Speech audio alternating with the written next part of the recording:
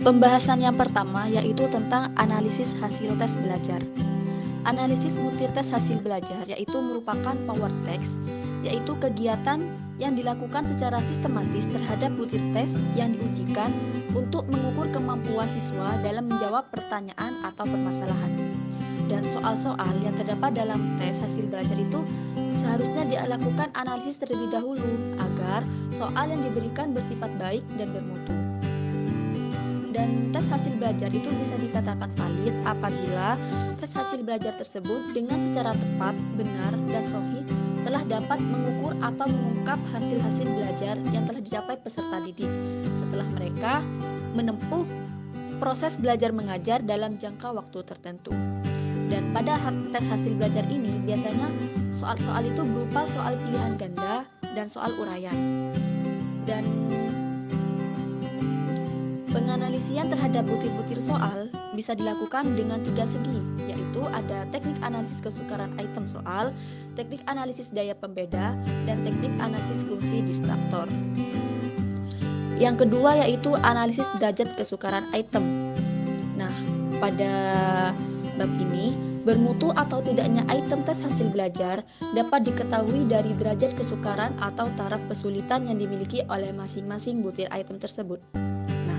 Butir-butir item tes hasil belajar dapat dikatakan sebagai butir-butir item yang baik apabila butir-butir item tersebut tidak terlalu sukar dan tidak pula terlalu mudah.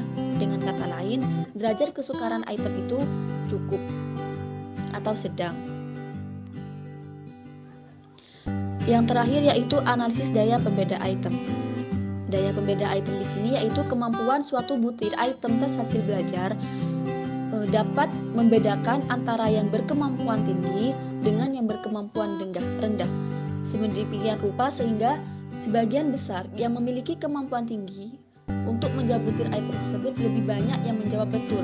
Sementara yang kemampuannya rendah untuk menjawab butir item tersebut sebagian besar tidak dapat menjawab item dengan benar. Daya pembeda itu dapat diketahui melalui dengan melihat besar kecilnya angka indeks diskriminasi item.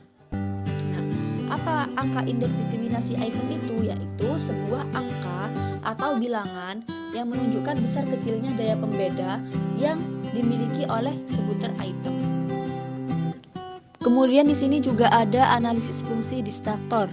Nah, tujuan utama dari pemasangan distraktor ini yaitu agar dari sekian banyak yang mengikuti tes hasil belajar ada yang tertarik untuk melihatnya, sehingga mereka itu menyangka bahwa distraktor yang mereka pilih merupakan jawaban benar. Bila semakin banyak yang terkecoh, maka kita dapat menyatakan bahwa distraktor itu makin dapat menjalankan fungsinya dengan sebaik-baiknya.